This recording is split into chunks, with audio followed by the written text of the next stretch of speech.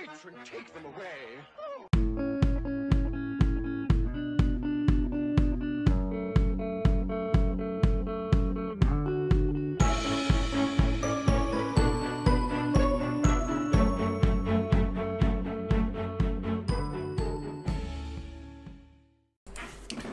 Okay guys, hope you're well.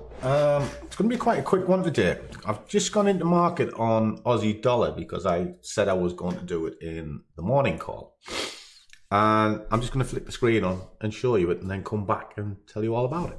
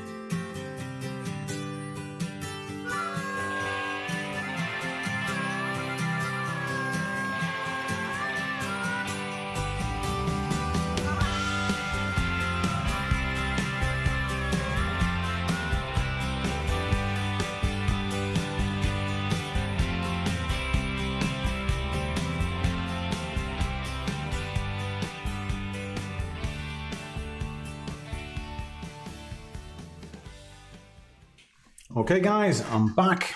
Been out for a nice lunch. Well, sort of nice lunch. Cost a stuffing fortune for a sandwich.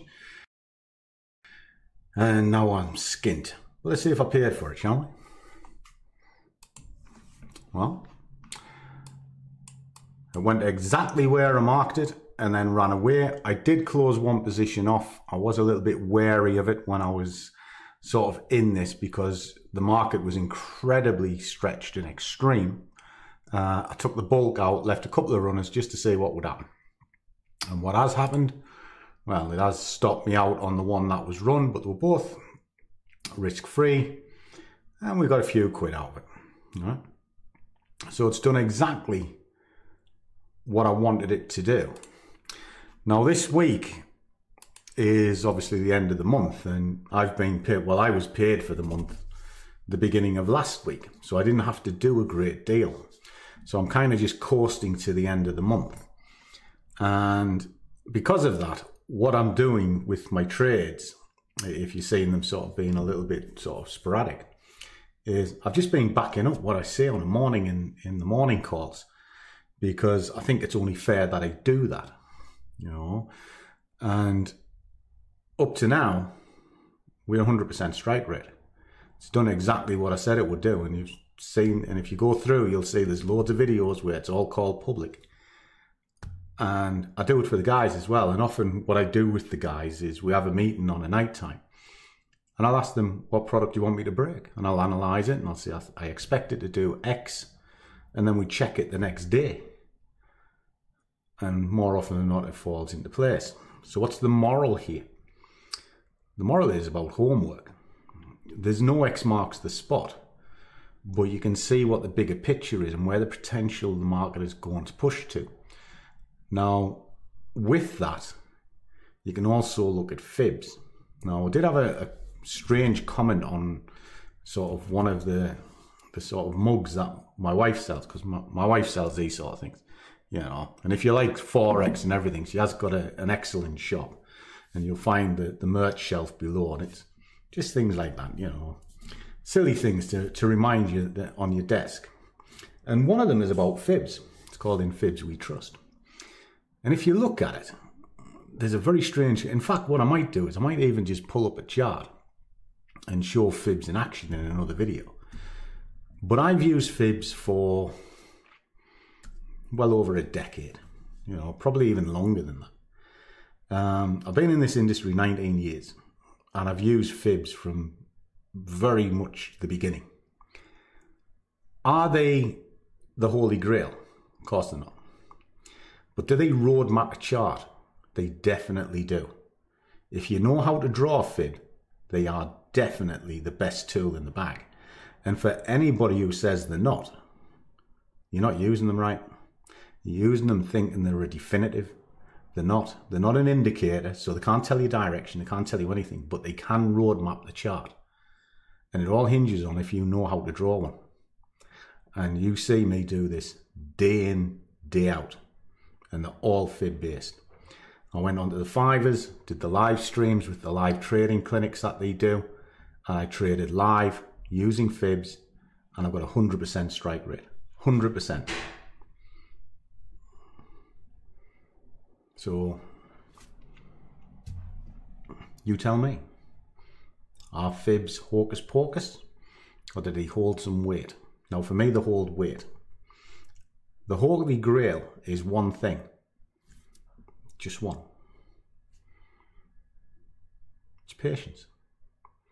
And if you haven't got any, and you just think you go to market and you throw an indicator on, a couple of lines, and that's it, it's time to go, you are sadly mistaken. You put your support and resistance in, key turning points from high time frames. You look at the indicators to give you an overview of what's going on. And I stress overview. Can't tell you the definitive because they're lagging, but they can tell you what the bigger picture is. You can then reinforce that with a fib if you know where to draw it. And then from there, you just make a common sense choice when the time is right. And the time is right when it comes to a level, or when your chosen indicator of choice for trigger is telling you. But if it doesn't tell you, you wait. And the best time to look at, top of the hour. Look at the top of the hour each day. Ask yourself a single question. Is it ready? Yes or no? It's yes. You now look for a trade entry. If it's no, you leave it alone and you look at it in the next hour. And if you can't do that, just give up trading. And if you've been trading for decades and you think all of it's hocus pocus, well, if you're making a living from it, I'll listen to you. But if you're not making a living from it, I think maybe it's time to give up. Just a thought. Put your money in the bank. Stick it in Vanguard. You'll make a decent return on it. In fact, I put my trading profits into Vanguard, and you'll see the small account that's been building up, and you'll see what profits it's been generating because I show the Vanguard account, and you'll see it. So there we go, guys. It's a bit odd, bit of an odd one, really. But you tell me, are fibs hocus pocus? Yes? No? Maybe? Who knows? Magic. As always, guys, trade well, keep your risk managed, but above all, do what you love, and the money will follow. See you all in the next one.